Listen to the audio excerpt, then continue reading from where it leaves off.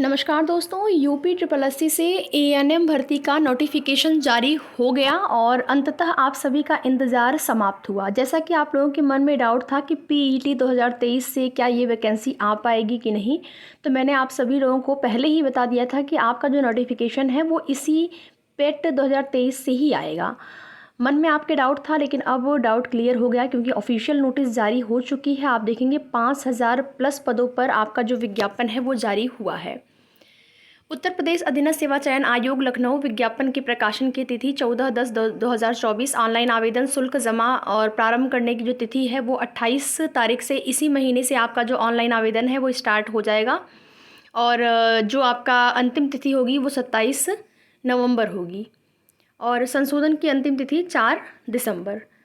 देखेंगे पूरा नोटिफिकेशन क्या चीज़ें हैं, कैसे आपको जो है यहाँ पर आवेदन है वो करना होगा। उत्तर प्रदेश अधीनस्थ सेवा चयन आयोग लखनऊ के विज्ञापन संख्या 11 परीक्षा / 2024 स्वास्थ्य कार्यकर्ता महिला मुख्य परीक्षा के अंतर्गत परिवार कल्याण महानिदेशालय उत्तर प्रदेश लखनऊ के नियंत्रणाधीन स्वास्थ्य कार्यकर्ता महिला के 4892 पद, सामान्य चयन व 380 पद, विशेष चयन सहित कुल रिक्त 5272 पदों पर चयन हेतु भारत के नागरिकों से ऑनलाइन आवेदन आमंत्रित किए जाते हैं।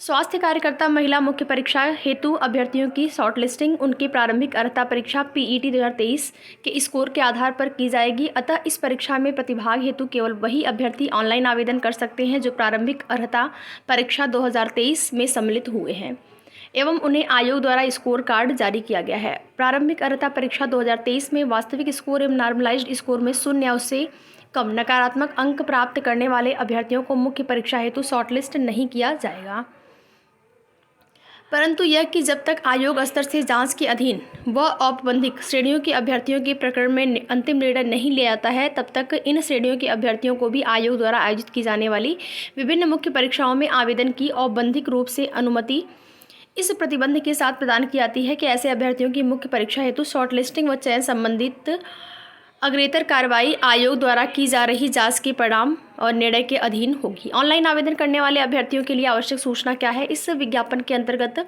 आवेदन करने हेतु ऑनलाइन आवेदन प्रणाली लागू है। अन्य किसी माध्यम से प्रेषित आवेदन स्वीकार नहीं किए जाएंगे। अभ्यर्थी आयोग की ऑफिशियल साइट के माध्यम से ऑनलाइन आवेदन जो है वो कर पाएंगे। आगे देखेंगे आवेदन की जो प्रक्रिया है। अभ्यर्थी आयोग की ऑफिशियल साइट के होम पेज पर लाइव यहाँ पर एडवर्टाइजमेंट के अंतर्गत संबंधित विज्ञापन पर क्लिक कर उक्त विज्ञापन को डाउनलोड कर सकते हैं। अभ्यर्थी द्वारा आवेदन पत्र भरने के लिए समस्त प्रक्रियाएं एक बार में ही पूर्ण की जा सकती हैं।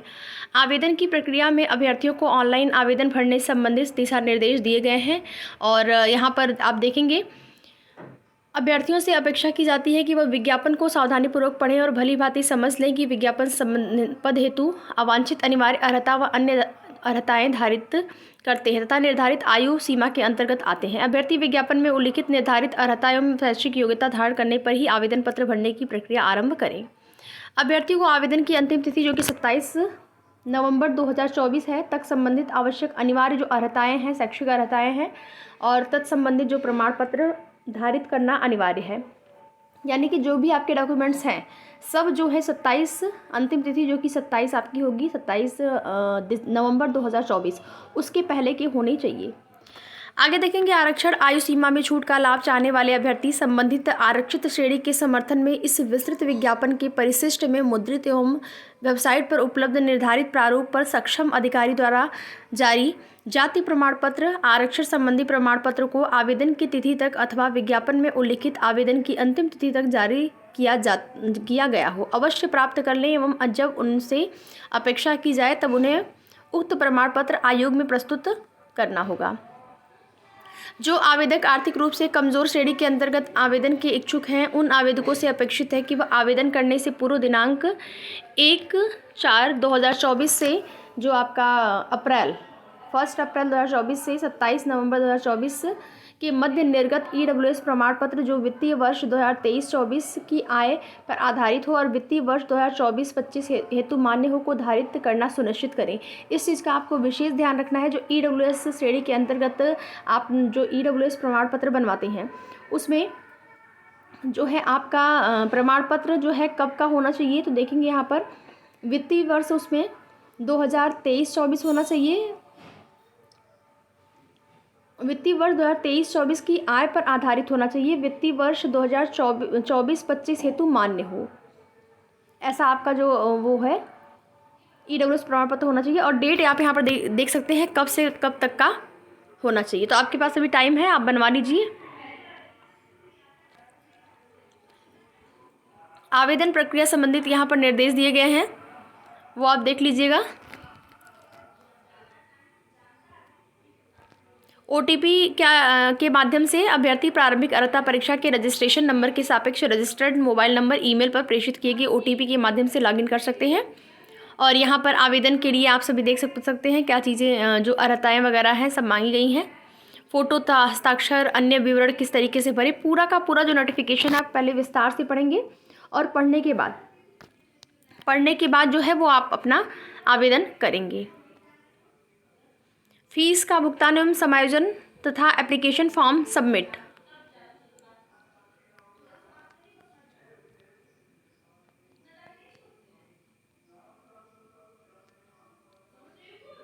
और यहाँ पर देखेंगे ऑनलाइन प्रक्रिया शुल्क यहाँ पर दिया गया है, ये आपका अनारक्षित के लिए ऑनलाइन प्रक्रिया शुल्क शुल्क योग आवेदन शुल्क प्लस ऑनलाइन प्रक्रिया शुल्क ये दिया गया है। शुल्क आपका अलग अलग श्रेणीवार।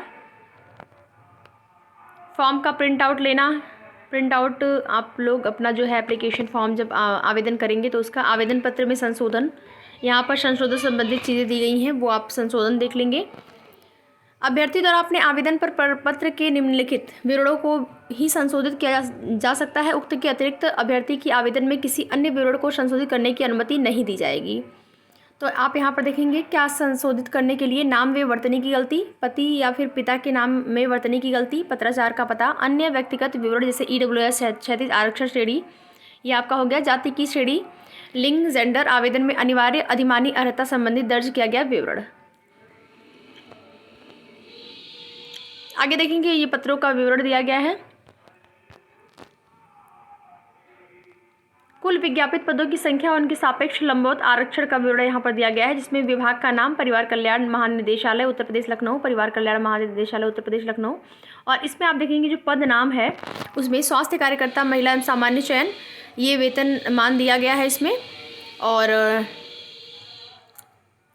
जिसमें अनारक्षित, आरक्षित, अनुसूचित जाति सबका ये जो है यहाँ पर आरक्षण का विवरण जो है वो दिया गया है। टोटल यहाँ पर पदों की संख्या जो आपकी हो जाती है वो 5272। तो अच्छे खासे पद है। तैयारी में आप लोग जुट जाइए, उम्मीद करते हैं तैयारी आपकी पहले से हो रही है। यहाँ पर कुल विज्ञापित पदों के सामने 36 आरक्षण का विवरण दिया गया है। 36 आरक्षण का विवरण जिसमें कि आप देख सकते हैं ये जो है उत्कृष्ट खिलाड़ियों हेतु स्वास्थ्य कार्यकर्ता महिला सामान्य चयन, और यहाँ पर ये आपका 100% महिला संवर्ग का पद है। साथ ये है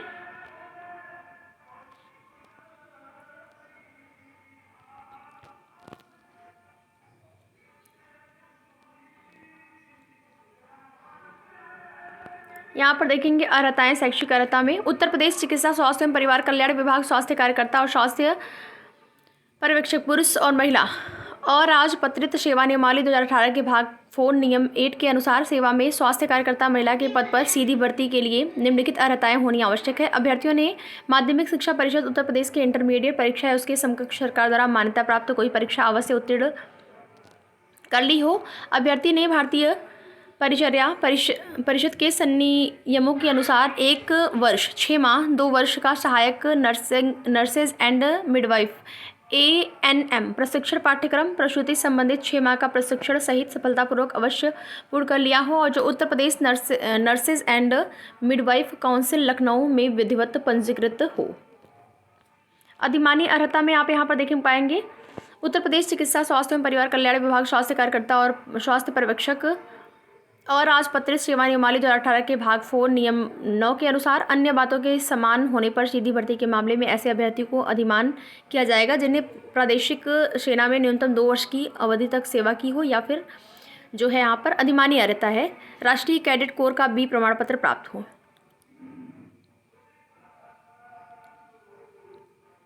आगे देखिए स्वास्थ्य कार्यकर्ता पुरुष और स्वास्थ्य कार्यकर्ता महिला के पदों पर सीधी भर्ती समय समय पर यथा संशोधित उत्तर प्रदेश समूह ग के पदों पर सीधी भर्ती रीति और प्रक्रिया नियमावली 2015 के अनुसरण में की जाएगी। स्वास्थ्य चिकित्सा स्वास्थ्य एवं परिवार कल्याण विभाग उत्तर प्रदेश में संविदा के आधार पर सहायक नर्स मिडवाइफ के रूप में कार्यरत व्यक्ति को अधिकतम 15 अंकों के अध्ययन निम्नलिखित रीति में अधिमानी अंक प्रदान किए जाएंगे और वेटेज मिलेगा जो यहाँ पर संविदा कर्मी है। एक संविदा के आधार पर पूर्ण की गई सेवा के प्रथम वर्ष के लिए 3 अंक, 2 संविदा के आधार पर की गई सेवा के अगले और सेवा के प्रत्येक पूर्ण वर्ष के लिए प्रत्येक वर्ष हेतु 3 अंक, प्रत्येक वर्ष के लिए जो है आपका 3 अंक दिया जाएगा और अधिकतम आप देखेंगे 15 अंक, ठीक है, अधिकतम 15 अंक ये आपको जो है यहाँ पर। और एज लिमिट यहाँ पर आप सभी देख सकते हैं, जिसमें आयोग द्वारा सीधी भर्ती के लिए रिक्तियां विज्ञापित की 1 जुलाई को 18 वर्ष की आयु प्राप्त कर ली हो और 40 वर्ष से अधिक आयु, 18 से लेकर 40 वर्ष की आयु जो है यहाँ पर मांगा गया है। बाकी पूरा नोटिफिकेशन आप पढ़िएगा, उसके बाद जो है अपनी तैयारी में आप लोग जुट जाइए, ठीक है। और यहाँ पर देखेंगे आप सभी संबंधित परीक्षा योजना का पाठ्यक्रम यहाँ पर दिया गया है, परीक्षा योजना का पाठ्यक्रम, ठीक है। बाकी आगे की जो भी जैसी भी सूचना होगी यहाँ पर 1/4 जो है नेगेटिव मार्किंग भी होगा। आगे की जो भी सूचनाएं होंगी जानकारी आप सभी को दी जाएगी। एक बार आप लोग जो है पूरा नोटिफिकेशन पढ़िए और उसके साथ अपनी तैयारी जो है शुरू कर दीजिए। वीडियो में लास्ट तक बने रहने के लिए आप सभी का बहुत बहुत धन्यवाद।